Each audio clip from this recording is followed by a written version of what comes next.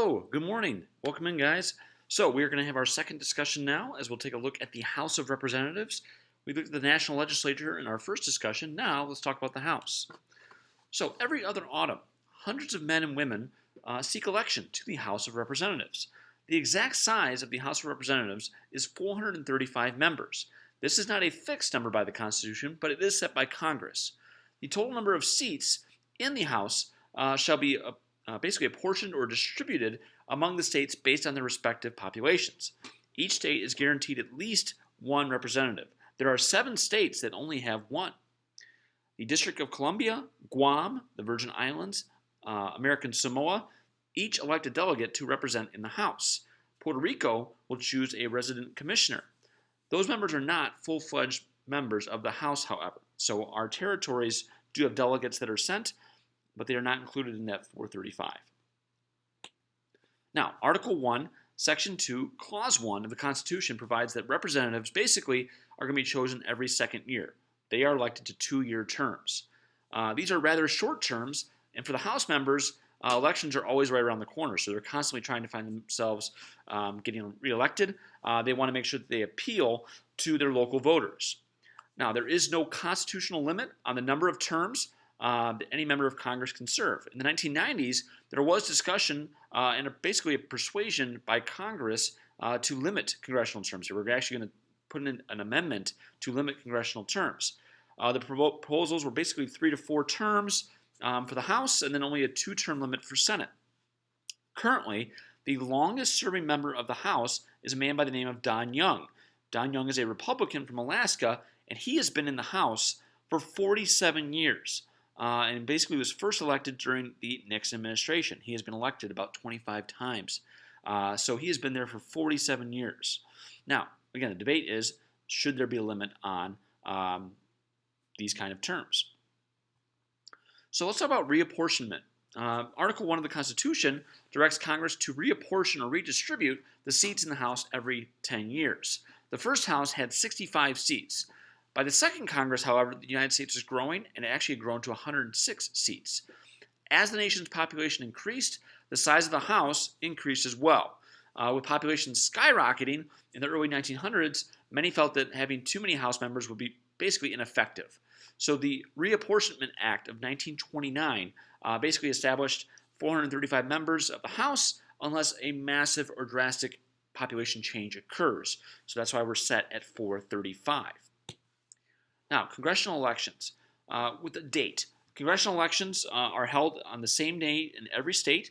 Since 1872, Congress has required that those elections be held on the Tuesday following the first Monday in November of each even-numbered year. Now, we do have what we call off-year elections.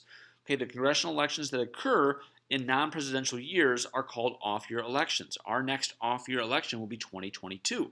Typically, the party that's in power, so the power that holds the presidency. So the Democrats are about to take power. They're going to lose House seats typically in those off-year elections. So in 2022, the expectation is there will be some seats lost. That's traditionally and historically what has occurred. Okay? Now, let's talk about districts. Okay, there are 435 members of the House, and they are chosen by the voters of 435 separate congressional districts across the country. Since 7 states only have one rep, 428 congressional districts are within the 43 other states. Now we have something called a single-member district. Okay, this is a single-member district where the voters in each district elect one state representative from a field of candidates that are running for the House seat. Okay, there's also an at-large system which was used where basically reps were elected from the state as a whole rather than a particular district. This proved to be very unfair. The system was replaced in 1842. However, it has led to a rise in what we call gerrymandering. So what is gerrymandering? So congressional district maps in several states show one with odd shapes. There are some states that have multiple odd shapes. And the reason why these look so strange is because these districts have likely been gerrymandered. They have been drawn to the advantage of the state that holds the state's legislature. Okay, or I should say the party that holds the state legislature. Gerrymandering is widespread today. Essentially, gerrymandering is going to either concentrate on the opposition's voters in one or a few districts, leaving the other districts comfortably safe for a dominant party, or they're going to spread the opposition as thinly as possible. So it's almost like battle tactics. It is done to limit the opposition's ability to win anywhere in the region. Historically, most state legislatures were carved up based on a rural versus urban voting tendency. Okay, lastly, let's talk about the qualifications of being a House member.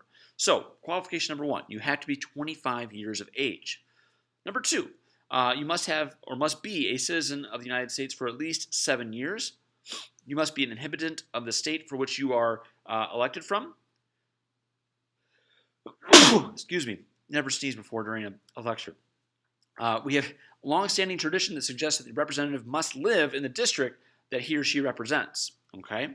In Powell versus McCormick, which is a Supreme Court case in 1969, the Supreme Court ruled that the House cannot exclude a member-elect based on age, citizenship, or residence.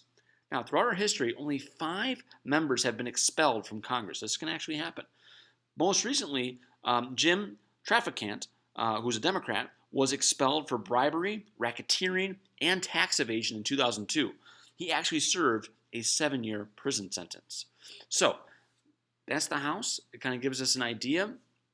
Obviously, the House and the Senate are in the news right now, given most recent events. But take a look. We've got a journal log, and I hope you guys are continuing to work on your final projects. All right? Thanks a lot. Have a good one.